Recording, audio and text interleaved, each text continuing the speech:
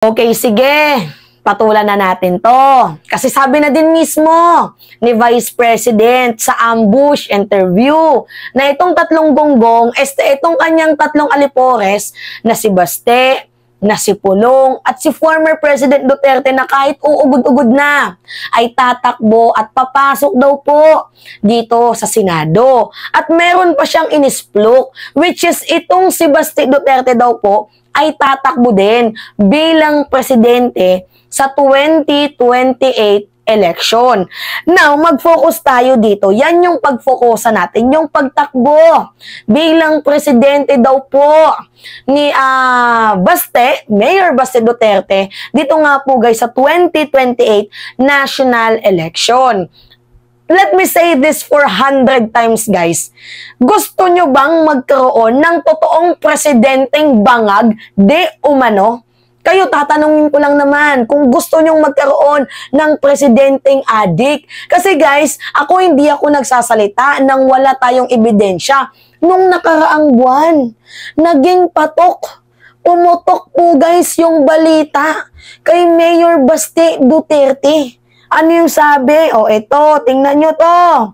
Yan What if patulan lang natin kung totoo man natatakbo bilang presidente itong si Baste. So kayo, tatanungin ko kayo, gusto nyo ba ng presidenteng adik? Ito, di umano di umano. Kaya ko lang naman nasabi na may presidenteng tatakbo na adik nang dahil sa mga photos and picture na ito na kumalat nga and went viral online. Ano yung sabi? Kaya pala hindi mailabas ang litrato ng PDEA leaks kasi si Baste naman pala ang laman. Nakikita niyo yan? Humihit-hit. Baste, hashtag Baste Addict. Let me say this 400 times.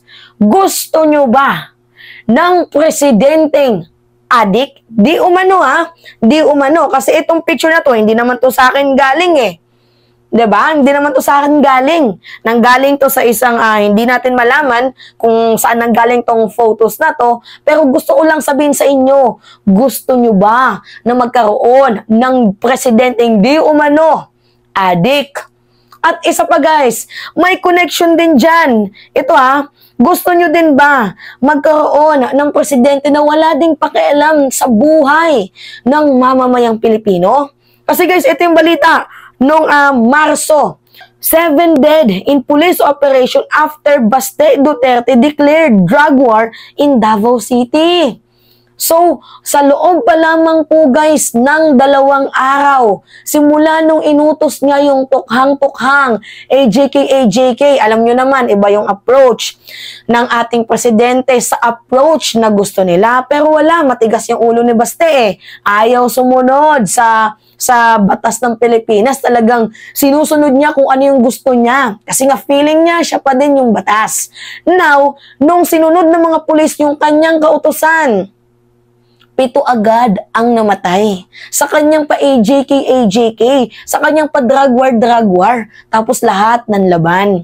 Gusto nyo ba yon na magkaroon ng presidenteng mas malala pa? Kay former President Duterte, mas malala pa yung patayan. At higit sa lahat, nakakapagtaka din. Lahat daw po ay nanlaban. Pero wala namang pumutok. Wala din naman silang mga body cam.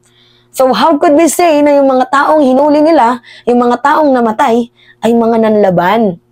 Diba? And okay, i-connect din natin to guys. Gusto nyo ba ng presidente na mismong government employee nila, nagtatrabaho sa kanila, mga nagpo-positibo din? Ang tagal na pong naging mayor, naging governor ni former President Duterte. Naging mayor din ang kanyang mga anak na si Baste, na si Sara, at si Pulong. Diba? So ngayon yung recent na mayor ngayon ay si Baste. Gusto nyo ba yun na yung city hall ninyo pinuno ng mga di umano gumagamit? Yun ba yung gusto nyo? Ito yung balita. Ako po, sinasabi ko sa inyo 37 Davao City employees dismissed after testing positive for drugs. Kala ko ba wala ng droga? Kala ko ba malinis na? Abay, bakit naman ganito? At sabi din ni Senator Bato de la Rosa, kung manalo man itong si Mayor Baste bilang senador, yung tatlong gonggong, si Baste, si Pulong at si former President Duterte, masaya daw dahil itutuloy din daw nila yung approach nila sa war on drugs. Gusto nyo ba yon na lumalatay ang dugo? Gusto nyo ba yon na hindi kayo nabibigyan ng sapat na hustisya? Gusto nyo ba yon na mangyari sa inyo yung nangyari kay former Senator Leila de Lima na puro fabricated case, fabricated stories ang ginawa? Gusto nyo ba yon na maibalik yung ganong klaseng pamamahala? Ako'y nagtatanong lamang.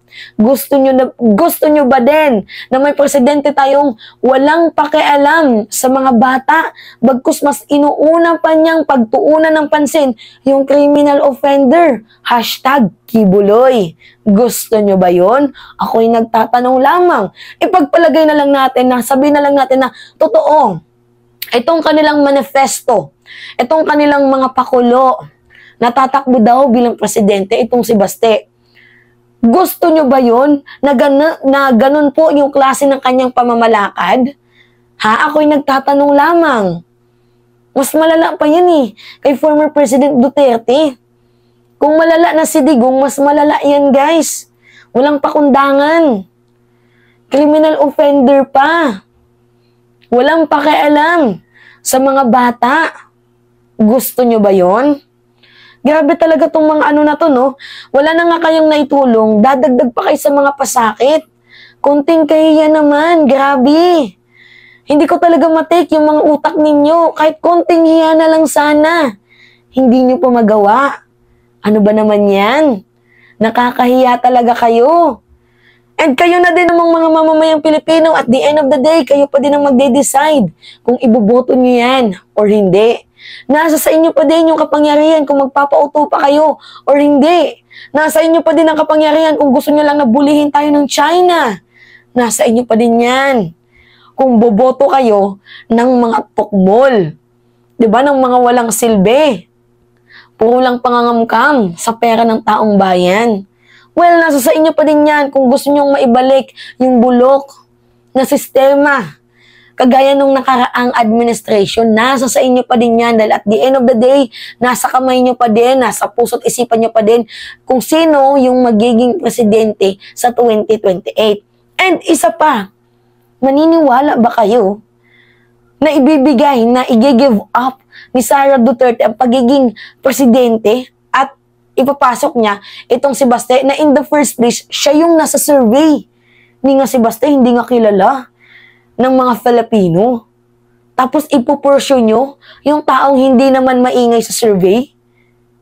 It's just a pakulo ng mga Duterte para matabunan yung baho ni Sara Duterte. Ganun lang naman yun Ganun lang naman talaga yun. Anyway, tingnan natin itong pakulo nila, pero yung gusto ko lang naman i-message sa inyo, gusto nyo ba na magkaroon ng totoong presidenteng adik di umano sa 2028 national election? Yan lang po, ako'y nagtatanong lamang. Kasi based on the evidence that we presented, meron naman po talagang ebidensya na itong si Baste, di umano ay gumagamit. Kasi may photos na nag-circulate online.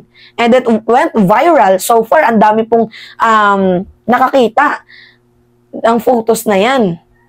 Kaya nga hindi malabas-labas yung video ni PBBM na nag-aadik-adik kasi sila yung adik. Right?